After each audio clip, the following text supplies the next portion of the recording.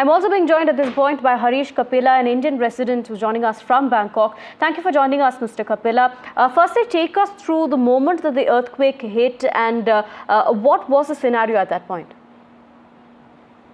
Simple. It was very panic, and on the ground, the people, those who were not able to run and handle to themselves, they was they were crying and screaming badly.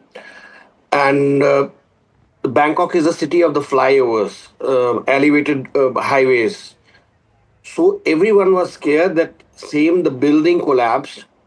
If these one of these highway collapse or elevated road collapse, the casualty number will go into the thousands, because that was the daytime around 1:30, and there were full traffic on the every expressway, elevated way. So we were scared that it should not we should not see like this. Right. And I'm sorry. Right. Go ahead, Mr. Kapila. Yeah. So I was saying that yesterday many things happened simultaneously. Like I'm into the travel industry. I have a company which brings people from India to here for the holiday vacations.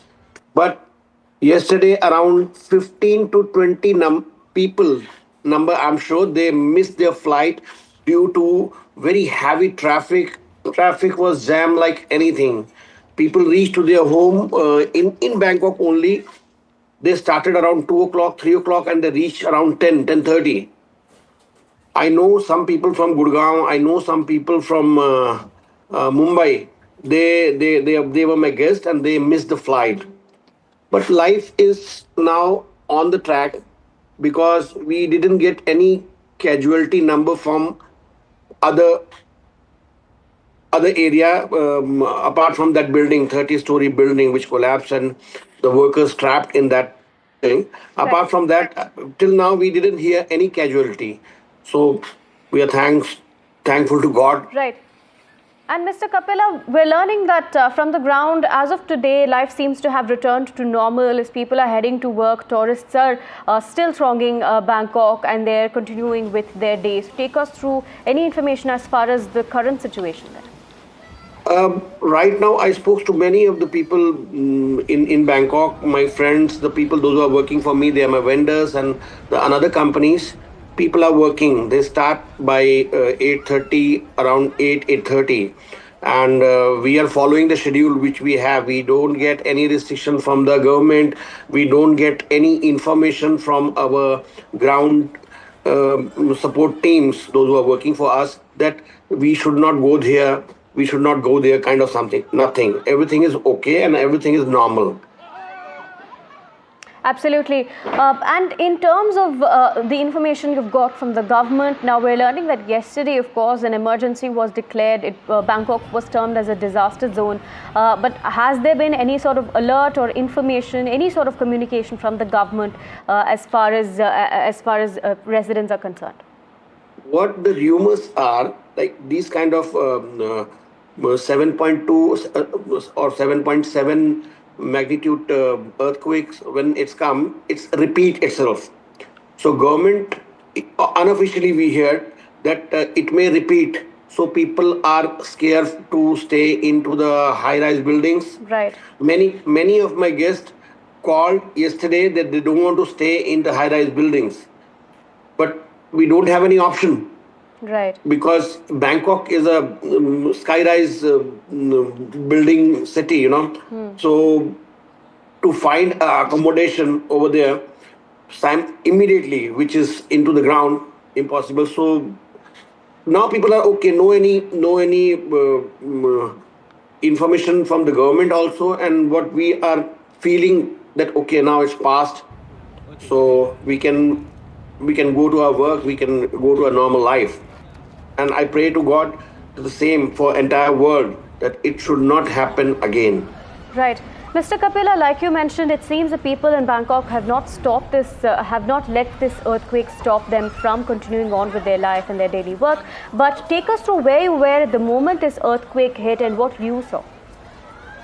I could not hear last The words.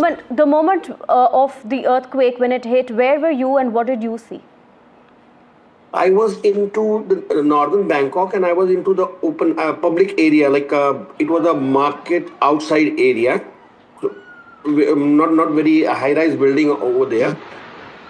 But people get panicked. People feel the cars were disbalanced. The people, those who are driving the car, goes maybe left and right, and some two-wheelers fall down because they could not balance, and it was a market area, so there were every gender was there.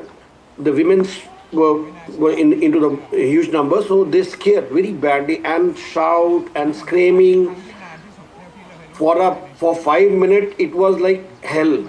That what we should do, I was not able to decide, and everyone into the same situation, very bad. It was scary. It was very bad. Right, Mr. Kapila, have you experienced something like this before in Bangkok, and or have people who have lived there for quite a while seen something like this earlier in terms of an earthquake or a disaster? No, never. Because I read that this is into the less dangerous technic plate. This area is on.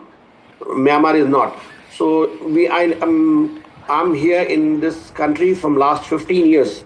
I never experienced, I never saw, or I never read. I remember any earthquake kind of something. Right, thank you, Mr. Kapila. I experienced that Latur one. I remember very bad. I was in India on that time. Okay. But this was first time.